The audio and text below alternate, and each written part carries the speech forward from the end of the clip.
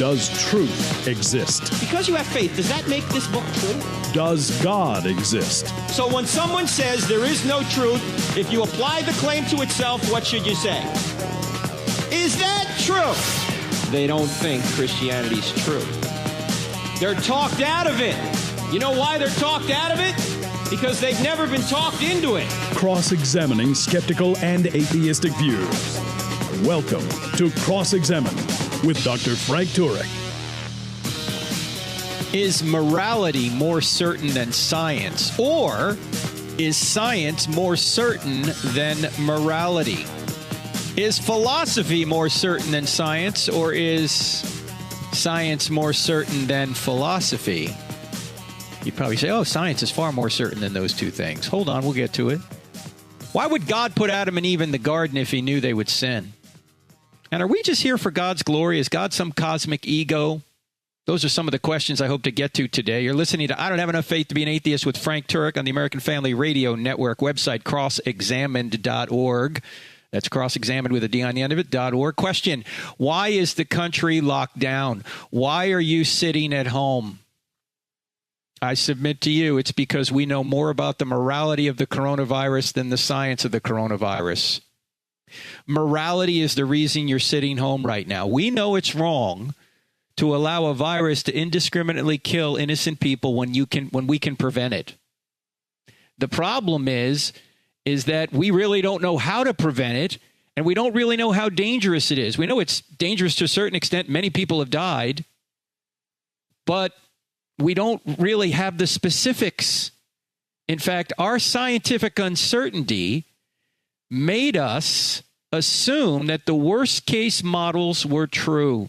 When this whole thing started, we were at 2.5 million deaths based on the models. Then we said, okay, if we do social distancing, we lock down the country, anywhere between 100,000 and 240,000 would die. In fact, Dr. Birx on March 29th at the White House conference said, at the press conference said, if we do everything perfectly, we might be at the lower end of that range, 100,000 to 240,000. Well, it looks like that we're going to be well under that, thankfully. So why weren't the models better? Why didn't they give us better data? Because we didn't have enough data going in.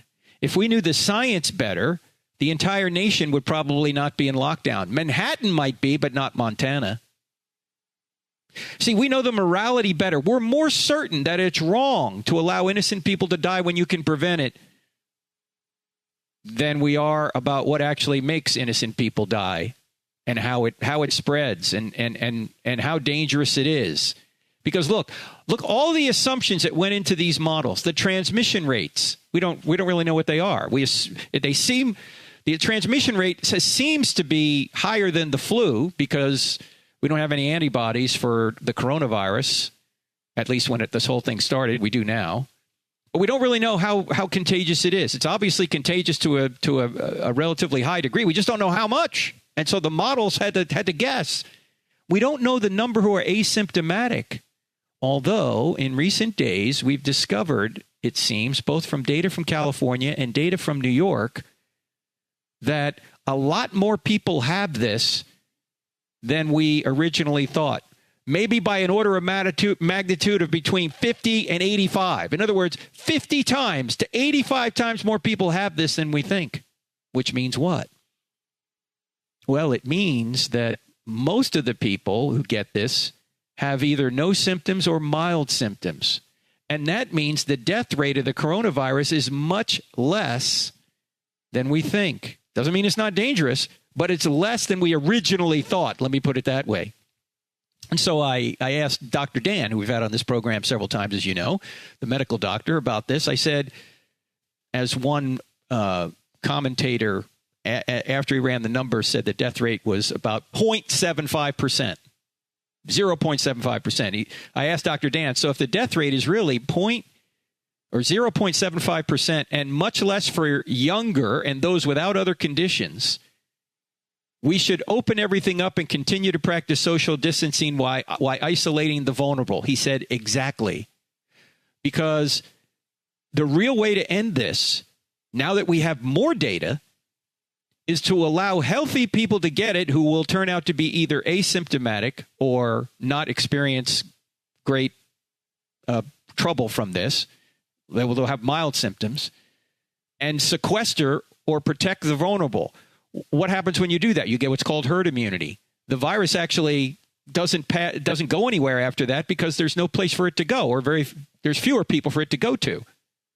And so the epidemic or the pandemic ceases. That's the way you protect people. In fact, Dr. Dan was saying, if you really want to end this, more people need to get infected who are healthy, who will then develop antibodies, and that will prevent the virus from continuing to grow.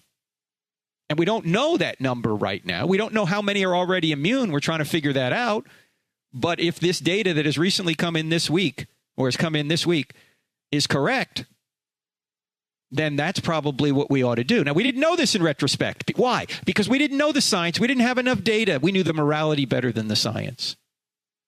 We don't know the cause of death for many people. They've moved the goalposts this week. They started adding probable coronavirus death to the total number. They said, let's just count the probable ones now. So they've actually inflated the number dead by just changing the criteria. Now, again, this isn't to minimize it. It's tragic when you have 50,000 people die. I'm not saying that's not tragic. I'm simply saying that we're changing the way we're counting because our science is not very precise.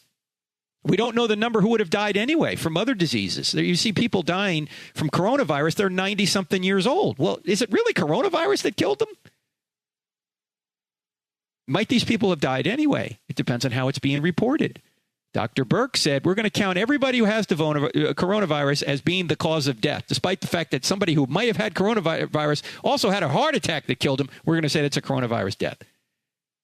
Well, if we're imprecise in how we count people, and we keep changing the criteria by which we count people, how does that help our scientific understanding?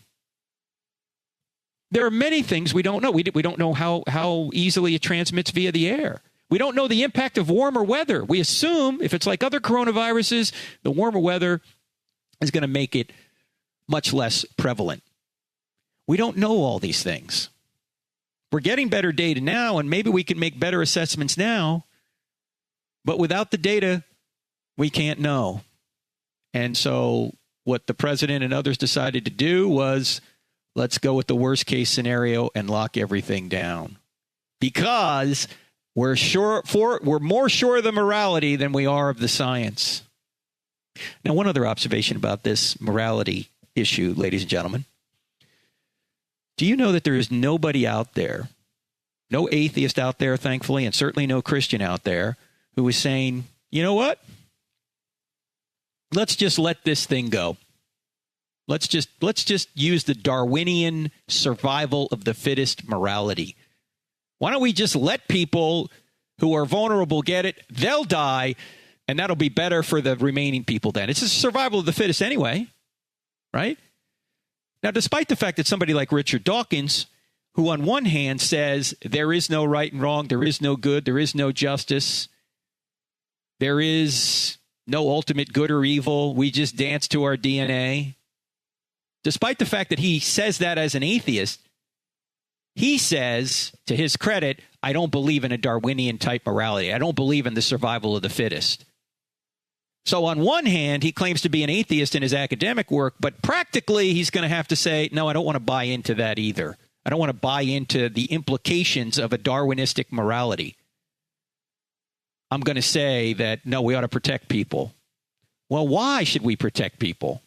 By what moral standard should we protect people? Because Richard Dawkins knows as much as everybody else that it's wrong to allow innocent people to die. He knows that, but he can't justify that by his worldview. Thankfully, we're not suggesting that Darwinian morality should go through, but if you try and live out atheism consistently, you'd have to say, well, that's just the way things are. There is no right or wrong. Let's just let people die. There would be nothing wrong with that. They know there's something wrong with it, but it doesn't comport with their atheism. We're going to unpack more of this right after the break. You're listening to I Don't Have Enough Faith to Be an Atheist with Frank Turek on the American Family Radio Network. Our website is crossexamined.org. We're back in 2 minutes. Friends, can you help me with something? Can you go up to iTunes or wherever you listen to this podcast and give us a 5-star review? Why?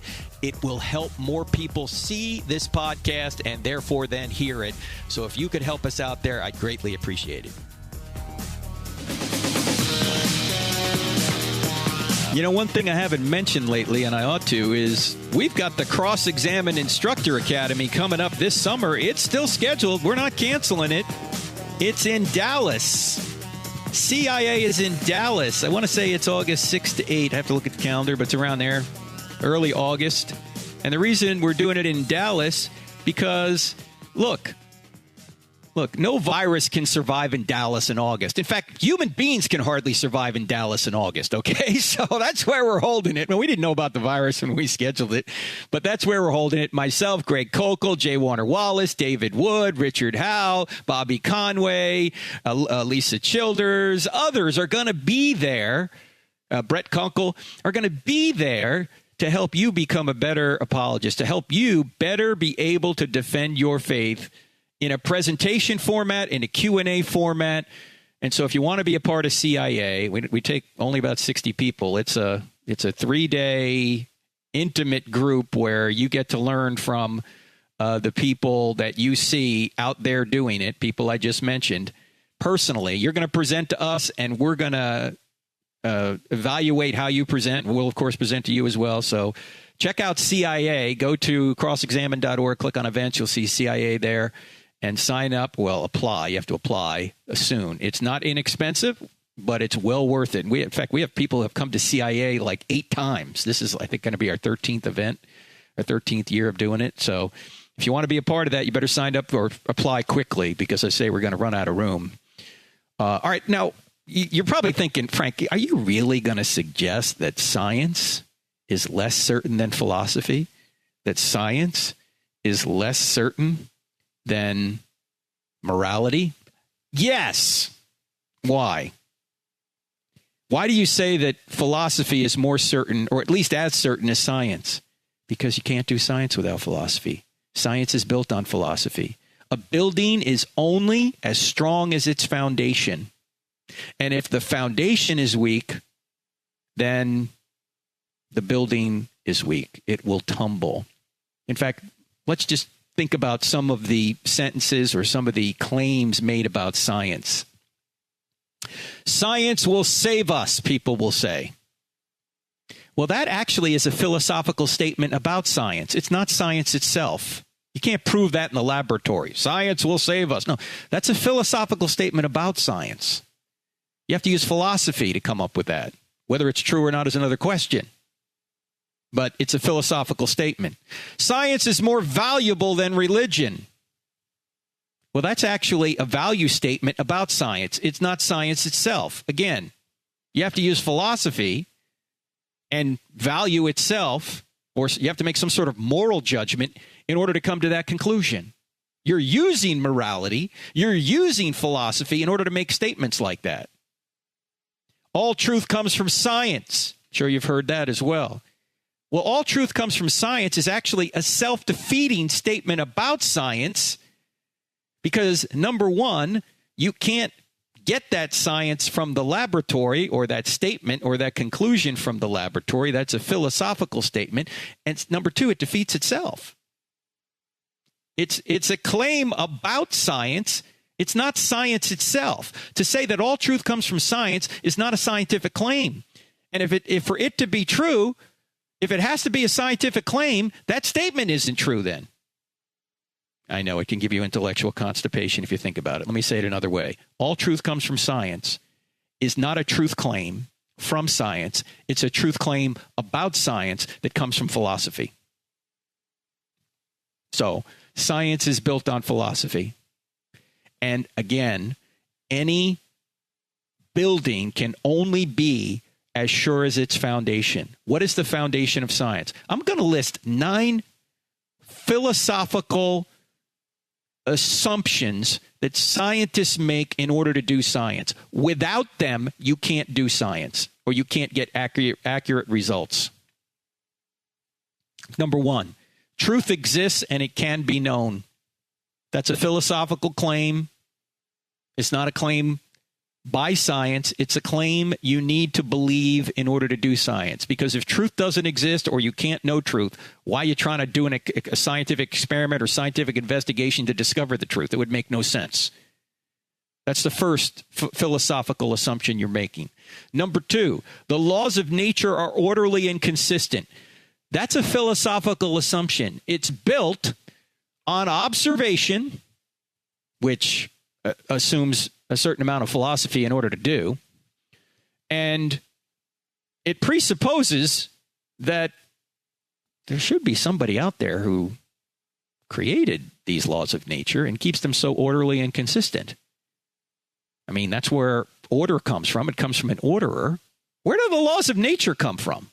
Scientists just grant themselves the laws of nature. I'm reminded of Paul Davies, who many years ago had an editorial in the New York Times, and he's an agnostic. He's not a Christian. He's an agnostic astronomer, and I think from Arizona State University.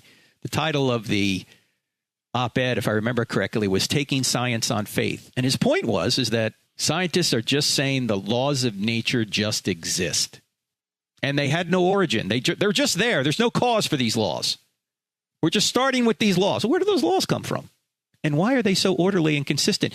Every material thing changes. Why do the laws of nature, which govern material things, why don't they change? And if they do change, how could we do science?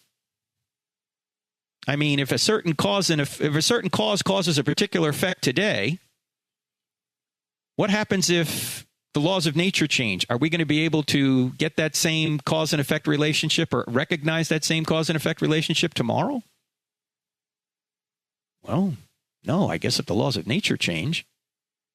The third assumption you're making is that all effects have causes, the law of causality. You can't prove that by science. You need that in order to do science. That's what scientists do. They're trying to discover what particular cause caused a particular effect. And that's what theologians do too, which theology traditionally has been called the queen of all sciences, because you're taking all of reality and you're trying to discover what is the cause of all of reality and every aspect, every academic discipline under this umbrella of reality, and how it all fits together toward one overarching truth. All effects have causes.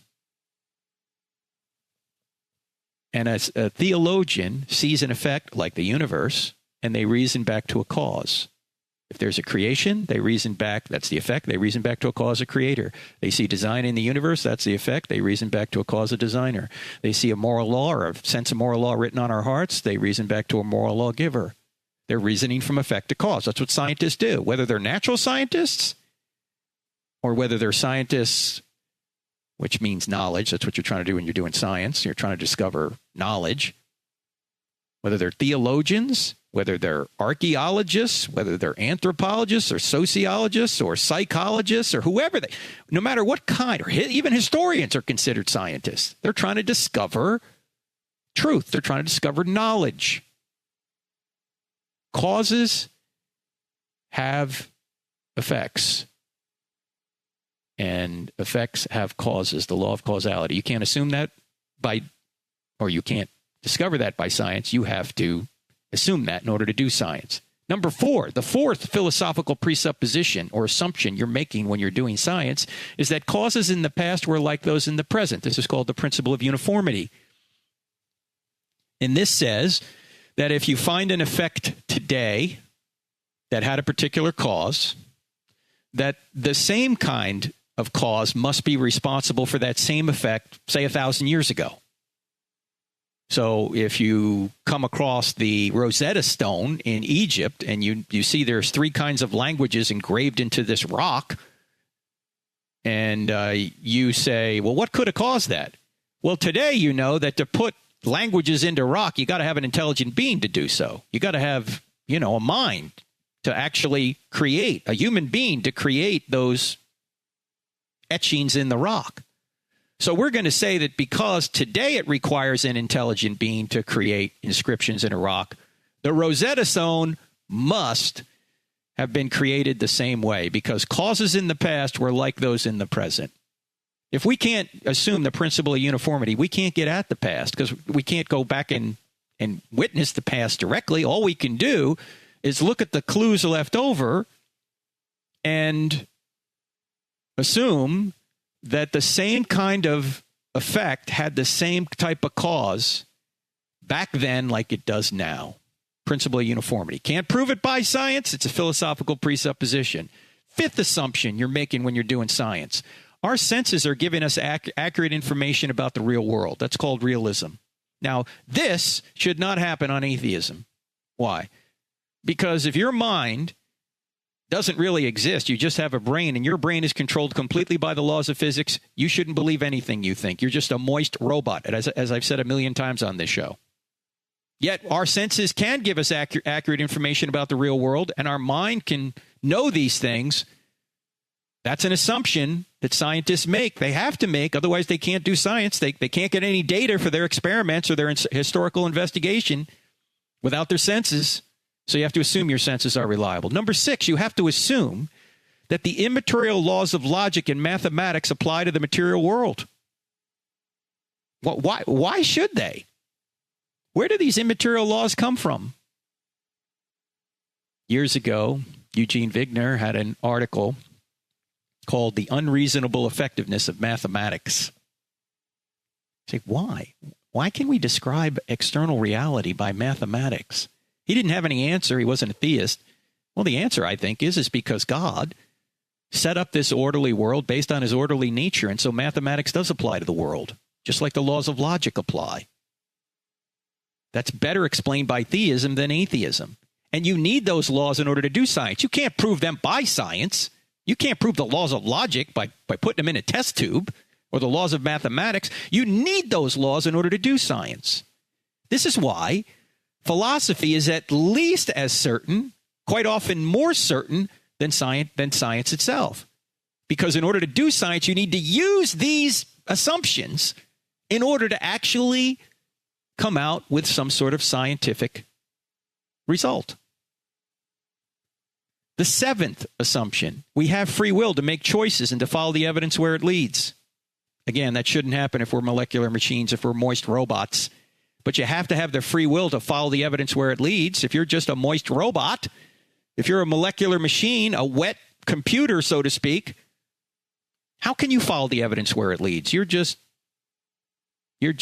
molecules bumping into one another. But if you have free will to say, I see where the evidence is pointing, let me make a free will decision to say that's the cause of this effect. You got to have free will. You can't prove it by science. You got to assume it in order to do science. All right, you're listening to I Don't Have Enough Faith to Be an Atheist with Frank Turek. Much of what I'm talking about is in our book, Stealing from God, Why Atheists Need God to Make Their Case, if you want more details here. So check that book out, and I'll be back in just 2 minutes, and we'll continue. Don't go anywhere. Friends, Frank Turek here. I Don't Have Enough Faith to Be an Atheist is a listener-supported radio program and podcast. So if you like what you hear here, would you consider donating to crossexamined.org? 100% of your donations go to ministry, 0% to buildings. We're completely virtual. So if you can help us out, we greatly appreciate it. Thank you so much.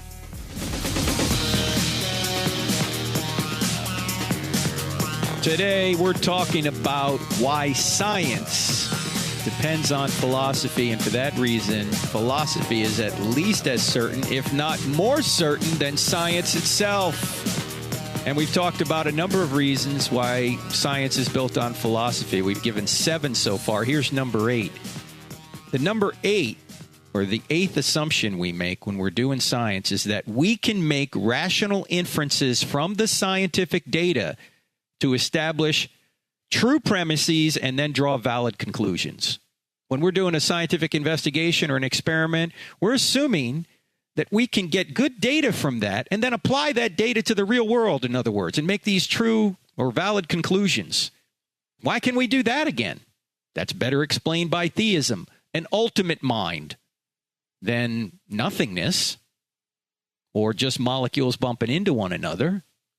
And then the 9th assumption we make when we're doing science, which can't be proven by science, but affects the outcome, is that we should report our results accurately. In other words, objective moral values and obligations exist. We ought to be honest when we're doing science. You can't prove that by science. You need to bring morality to science. You can't put morality in a test tube. You can't get morality from a test tube. You have to be moral in order to get the right results. Because if you fudge your data or you fudge the results because you want to get a certain result, you're going to get, obviously, a bad scientific conclusion. You see, science can tell you how to build a bomb, but science can't tell you whether or not you ought to use it. That's a moral question.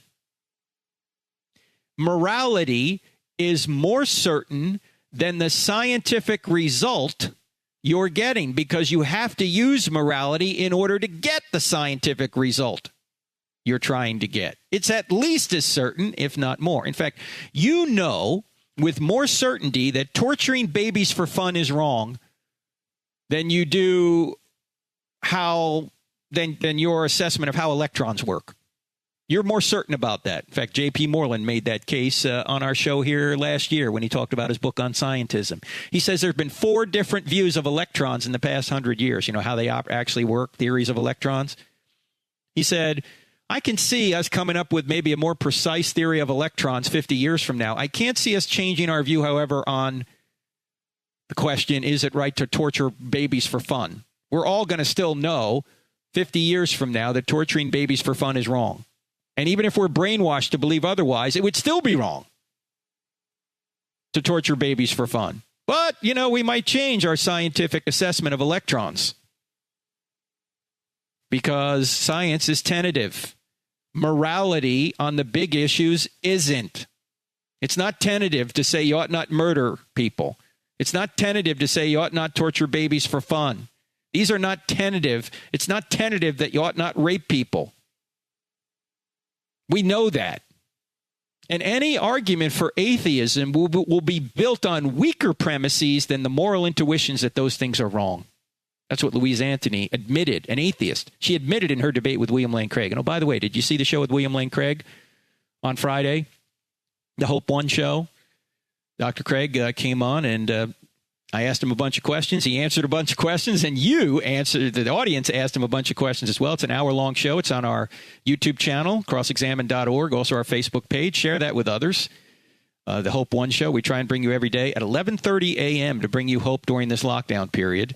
Hope you can join us. Scheduled for this week, we've got people like, David Wood, J. Warner Wallace, Alicia Childers, Max McLean, others. Hope you can join us. So the point here is that we should report our results accurately. That's the 9th assumption we make.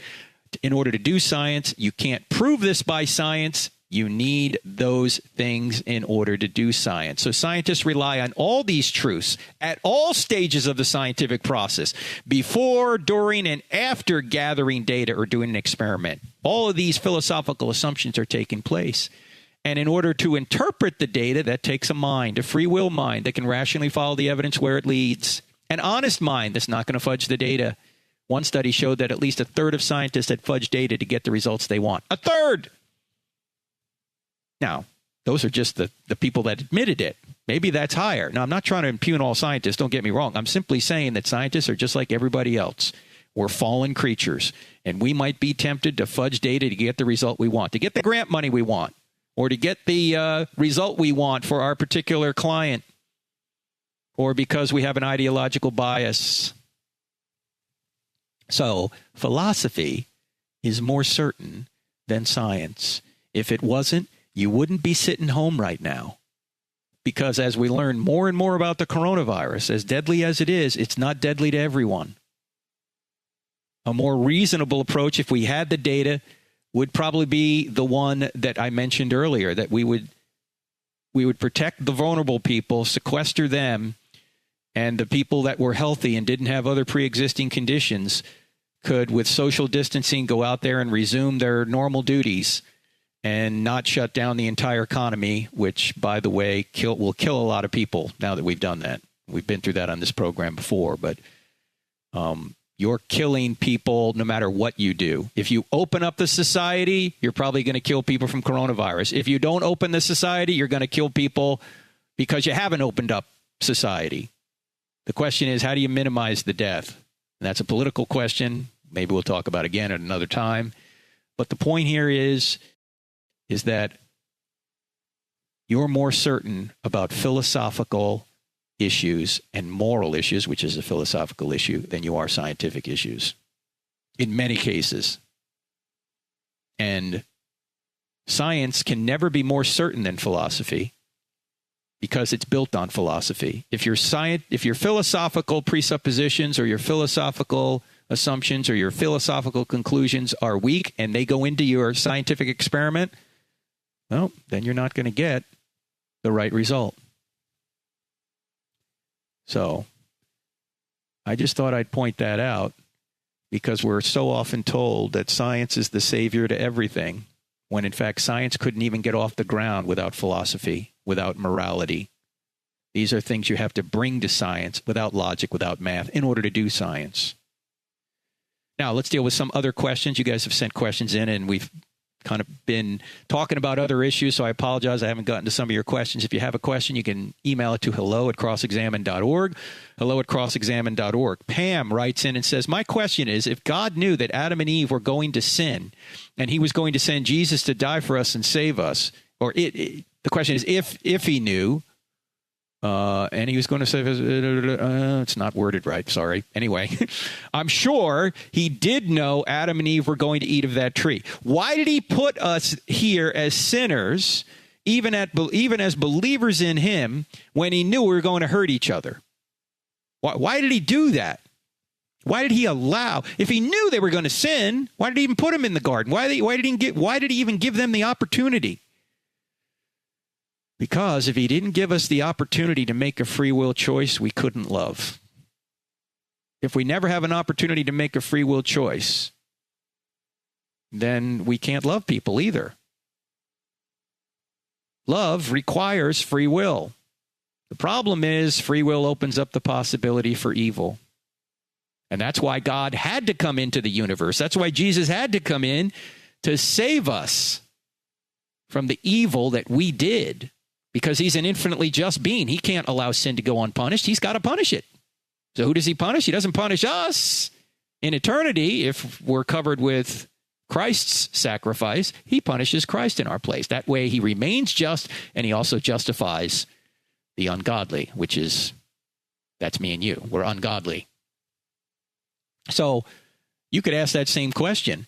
Why did God put me on the earth if he knew I was going to sin? Why did God put you on the earth if he knew you were going to sin? Because if he wants to have love, he's got to allow free will. And he knew he could redeem it. Now, is it possible God could have created a universe where nobody sinned? Well, that's logically possible, but it might not be actually achievable with free creatures. Because as soon as you allow freedom, by definition, you can't force free creatures to do what you want them to do. If you did, they wouldn't be free. So while this isn't the best way, or I should say it another way, why this isn't the best possible world, because, one less rape, one less murder, one less coronavirus death would make it a better world, it might be the best way to get to the best possible world with free creatures. God gives us free will to love or to not love, and he redeems those who know they've fallen short and who want forgiveness. But he can't force free people to love him. But love, by definition, must be freely given. So he can't force people to love him. All he can do is offer his love and offer his sacrifice. So it's a good question, Pam. But if he didn't give Adam and Eve free will and he didn't give us free will, we wouldn't be free creatures and this wouldn't be a moral universe.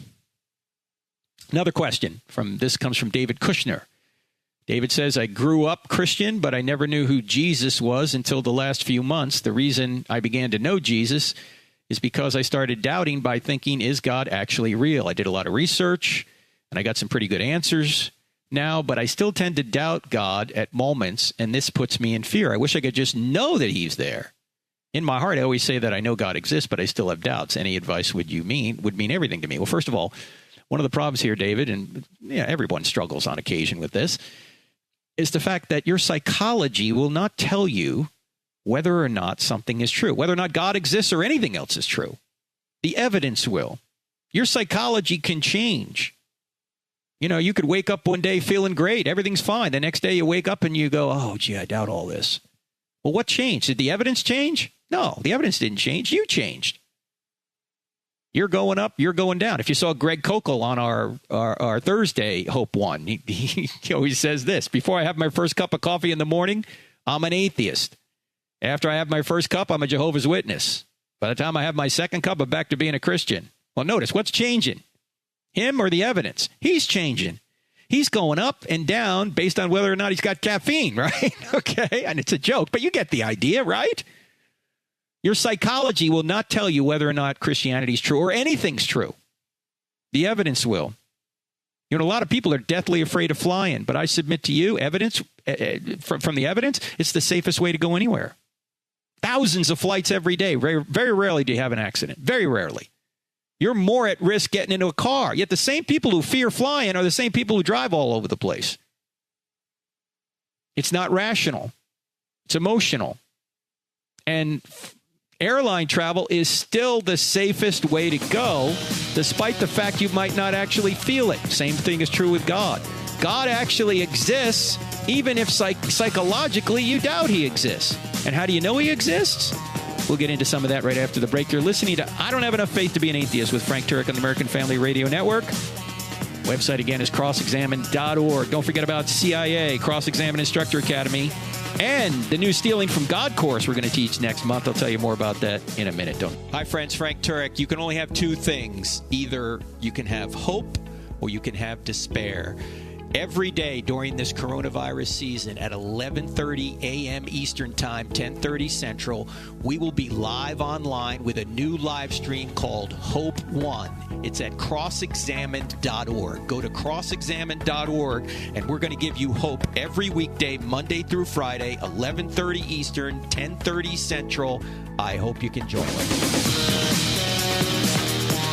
That's right. I'll be teaching Stealing from God, Why Atheists Need God to Make Their Case online beginning in May. All the details on our website, crossexamine.org. Click on online courses. If you take the premium version, I'll be online live with you on 7 occasions, taking your questions via Zoom video. And we've been doing a lot of that over this lockdown month. We're running I Don't Have Enough Faith to Be an Atheist and Fearless Faith, and Sean McDowell is teaching a course on homosexuality and the Bible right now. And so we're doing a lot of Zoom sessions. We might as well make this time productive, ladies and gentlemen, while we're sitting all at home. And next month, we'll teach Stealing from God. So if you want to be a part of that, go to crossexamine.org, click on online courses. And I'll get back to David's question here in a minute, but I thought of something else with Pam. Pam was asking the question, why did God create Adam and Eve knowing they would sin and put them in the garden? Well, we could ask that same question about us. Why do we as parents have kids knowing they will sin? Because we know that despite the fact that our kids are going to do evil, they can still do good. And if God exists, he can redeem their choices as well. He can save them as well. So we realize that despite the fact that opening up the possibility for evil through free will can bring pain and suffering, there's a greater good involved here, and that is love. Anyway, back to David's question. He says, I still have doubts. We talked about the fact that, well, let me put it this way. Sometimes I have people email me and they say, Frank, I used to be a Christian, or they'll see me on a college campus. I used to be a Christian, but, I'm an atheist now because I lost my faith. And I almost want to say to them, so? Because your psychology changed? Are you telling me God no longer exists or Jesus didn't rise from the dead? Your psychology does not affect whether or not God exists or Jesus rose from the dead. He exists or doesn't exist regardless of what you think about it. Jesus rose from the dead or he didn't rise from the dead, regardless of what you think about it. Your psychology is not the determining factor as to whether or not these things are true. The evidence is. So you got to look at the evidence and discover if the evidence is good. And there is evidence, as we've been through 1,000 times here. In fact, when atheists say there is no evidence, I always ask them, well, why is there evidence for anything? I mean, you're living in a world that has evidence, and we can discover evidence because this world is built by a rational mind and maintained by a rational mind. If there was no source of rationality, if there was no order to this universe, we wouldn't exist. There'd be no evidence for anything, much less God. And by the way, if you're feeling far from God, you're doubting, or you're doubting because of evil or suffering or whatever. Look, we have independent reasons to believe God exists. Therefore, even if some issues related to the problem of either, whether it's suffering, whether it's dryness, not feeling God is there, whatever it is, even if we can't answer all of those questions precisely, or we just don't have enough information because we're finite, God's infinite, that's no reason to doubt God's existence. In other words, even if some of our questions aren't answered or are inexplicable because of our limited perspective, that's no reason to doubt God's existence. What we don't know does not negate what we do know. Let me say that again. What we don't know does not negate what we do know. What do we know? We know God exists because of the cosmological argument. The universe had a beginning. Whatever created space, time, and matter can't be made of space, time, and matter. Must be spaceless, timeless, immaterial, powerful, personal, intelligent.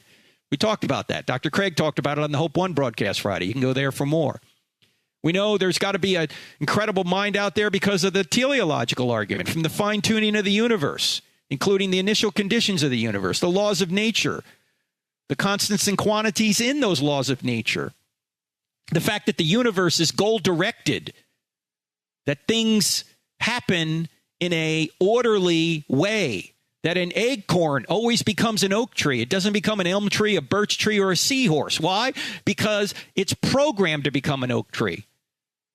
And it doesn't have a mind of its own, yet it reliably goes in the direction of becoming an oak tree. Why? Well, if it doesn't have a mind of its own, there must be an external mind directing it toward an end. This is what Aristotle called the unmoved mover. This is what Thomas Aquinas called God. And he said, this is my fifth way to argue for God. The entire universe is goal-directed. It's going in a direction. It's not conscious, but if it's not conscious and it goes in a direction, there must be a conscious mind directing it. There are billions of letters of precisely ordered information in irreducibly complex creatures we call life. That's evidence for an intelligent being. There's transcendental arguments for God, like the laws of logic and our ability to reason and the laws of mathematics. Consciousness and free will are best explained by a mind. The argument from composition shows that there must be an uncomposed composer. Look, if things are composed, and they are, everything that exists that we know about here on Earth is composed. It's made of parts. Well, anything that's composed is put together by a composer. But you can't go on an infinite regress of composers.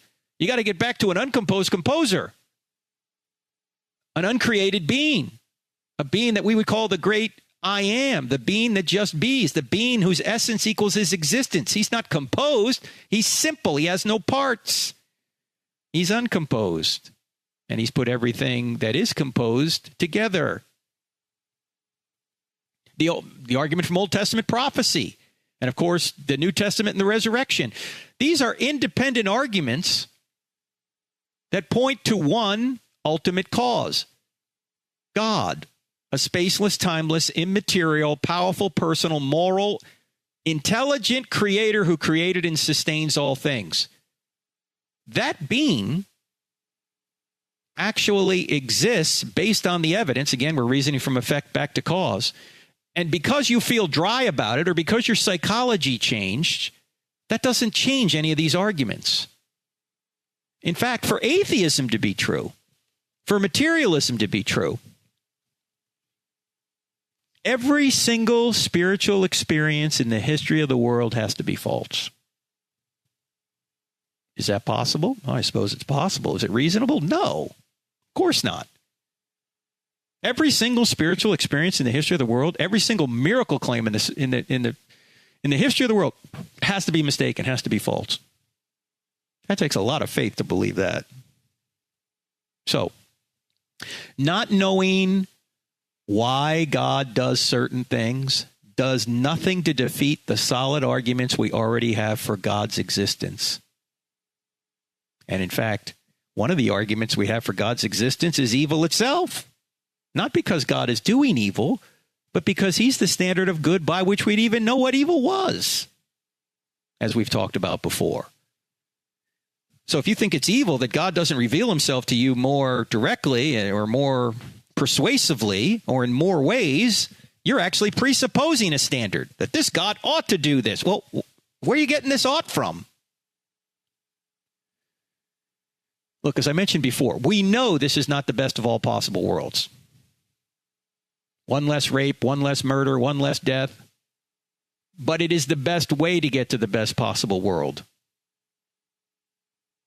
In fact, as 𝗦𝗘𝗦𝗢𝗕 talked about on his in his book, The Story of Reality, and on Thursday's Hope One show, that actually the problem of evil is what Christianity is all about. If there was no problem of evil, there would be no need for Jesus. There would be no need for God to come into the bloodstream of humanity and to take our punishment on himself. Because if we hadn't done evil, if there was no evil, that wouldn't be necessary. Christianity is the answer to the problem of evil. So, this is the best way to get to the best possible world. And one of the things we're trying to do, the purpose of life is to know God and to make him known. And when we say know, we don't just mean intellectually, we mean volitionally, to know him personally and to become more like him. And actually, sometimes that takes pain, as we've talked about before. You've got to go through difficulty in order to grow and become more like Jesus. Jesus learned obedience through suffering. A perfect man who had no sin nature learned obedience through suffering. Gee, that must mean we need a lot of suffering to learn obedience as well. In fact, as Peter Kreeft has put it this way, which I think is a great quote, he said, "This world is a terrible resort, but it's a great gym." This world is a terrible resort, but it's a great gym. You're working out and you're enhancing your capacity to enjoy God and one another by going through difficulty. That's what we're doing when we're going through difficulty. That's what we're doing. Those are the upsides, the positives that come out of difficulty. And without those positives, we might never discover why we're here. Or without those negatives, I should say, pain and suffering. Because some people will never come to God, will never even think about God until they're on their back. As C.S. Lewis said, sometimes you only look up when you're on your back. Of course, there are other people, it doesn't matter what God does. If things are going really well, they put God completely out of their mind. That's why I say prosperity is one of our greatest trials. Prosperity is one of our greatest trials. Because when things are going well, we tend to forget about God. This is why Jesus said it's difficult for a rich man to get into heaven, because we tend to put all of our security and all of our worth and all of our plans into prosperity. Prosperity can be a problem. It can divert us. And so when things are going well, we forget about God. Those same people, sometimes, if they have no interest in God, as soon as things start going badly, they blame God. Well, wait a minute. Okay, hold on. Either God exists or he doesn't exist. If things are going to go real well and you're going to forget about him, but only complain when things go really bad, do you really believe in him? I mean, come on. Do you really think that God's job is to make us happy and well here? Was that why we're here? Just to be happy and to feel good all the time? As C.S. Lewis famously said, he said, we just want God to be a benevolent old grandfatherly type figure, a figure who just wants everyone to have a good time. If that's your idea of God, you got the wrong God. God's a father, not a grandfather. He wants more for us than just to spoil us. He wants us to become like him and enjoy him forever. And sometimes you got to go through difficulty in order to do that. So if you're feeling a period of dryness, or you're feeling that God just isn't as close to you as you want, don't doubt that he exists. There's a lot of evidence he does exist, regardless of what your psychology says. All right, friends, great being with you again. I'm Frank Turek. Hope you can watch the Hope One broadcast this week. Hope to see you again here next week. And I hope you have a wonderful week at home. Love one another this week. See ya. If you benefit from this podcast, help others find it. Just go to iTunes or any other podcast service you might be using to listen and leave us a 5-star rating on the I Don't Have Enough Faith to Be an Atheist podcast with Dr. Frank Turek. It will take you less than 5 seconds. You can also help a lot by leaving us a positive review for others to see. This podcast is available on iTunes, Spotify, Google Play, Stitcher, TuneIn, and many other audio content delivery apps. Thank you, and God bless.